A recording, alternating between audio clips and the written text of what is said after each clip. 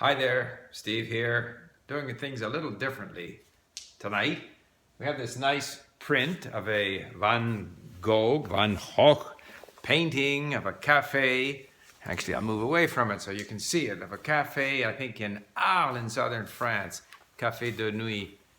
I'm going to report today, I'm going to talk about input and output and grammar, and I'm going to refer to the American Council of Teachers of Foreign Languages convention in Boston, where I spent three and a half great days. A major theme there was the issue of input, authentic input. Presenters talked about different kinds of authentic input, ads like advertisements, or I don't know, wrappings of product, or anything could be authentic content. The importance of input. Stephen Krashen was there, spoke. Him and Bill Van Patten were by far the most popular speakers. People were cramming the aisles to listen to them speak, and he was, as usual, very persuasive, Stephen Krashen was, about the importance of compelling input, that if we have compelling messages, compelling, comprehensible input, people will learn. And both he and Bill Van Patten explained that the grammar, as an attempt to describe what happens in a language, is not very successful, because first of all, what happens in a language is very subtle, very deep in a way, and it's not possible to explain it.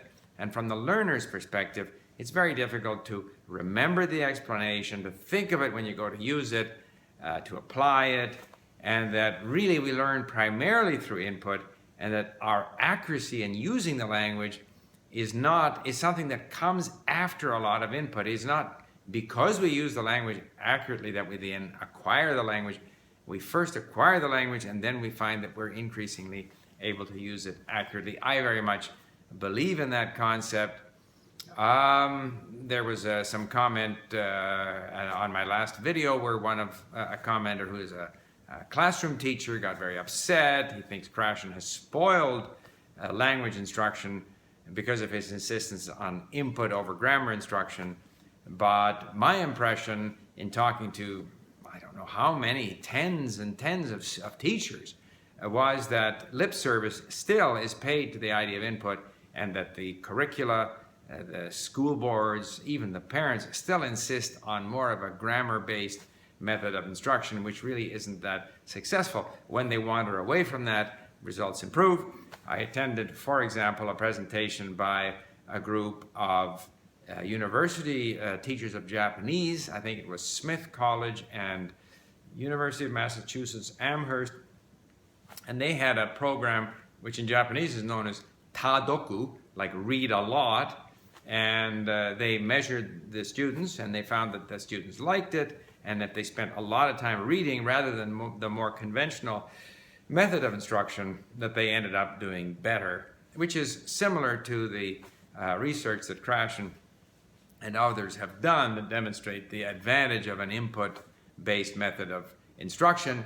I went to, amongst the different places that I visited, but it was very exciting, 7,000 people, all of them. If it was a presentation in French, the French teachers, many of whom were English-speaking Americans, were very, very fluent in French or in Spanish. Again, very exciting to be with people who are motivated and who are committed to what they're doing. There was a presentation, for example, by a group of Korean teachers talking about a program they'd set up whereby students, I think it was Yale, Princeton, I don't know where else, they could connect with seniors in Korea and therefore converse in Korean. So I listened to this in Korean, and then I stood up in Korean and said, I'm a senior, but I'm learning Korean. Can I be part of the program? And of course they said no, because you have to be a student at one of their schools. What else was there? There was a presentation by the University of San Diego, again by this Marianne Lyman Hagar, whom I've often quoted because of her insight into what I call the 3 keys of language learning. In other words, the attitude of the learner, the time with the language, and your ability to notice. And they presented this marvelous interactive multimedia presentation on French civilization, and explained how it would be used in the classroom and stuff. And so there was lots of interesting presentations to go to. There were some, I listened to one by a Chinese professor explaining the subtle differences between this expression and that expression in Chinese, and how the teacher could explain this in all kinds of detail. And I felt that, again, that really the differences are so subtle that there's no way you can explain it. It's, again, through massive input that you start to get a feel for how these different expressions are used. But language is culture. Like here again, you think of French civilization. Van Gogh is, of course, a Dutch painter, but he became involved in the artistic scene in France. This is Al in 1888.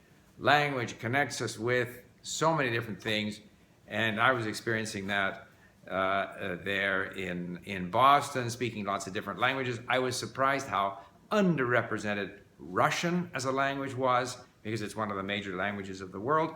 I met someone teaching Swahili, the Koreans were active, Latin, and so forth, and really Russian was not very active at all. I think that's really a pity. I'm involved in organizing the Montreal Language Festival in August. I hope we do a better job of presenting some of these other languages, including Russian, Farsi too one day for me, I hope. Anyway, that's basically it. To me, input is the way to go. That's not to say that you don't spend some time reviewing grammar with or without a teacher, that you don't have to eventually output a lot. You eventually have to speak a lot, but the way you ramp up your skills, you ramp up your familiarity with the language, you develop the potential to speak well, is through massive input, listening and reading. And my experience in Boston confirmed that for me.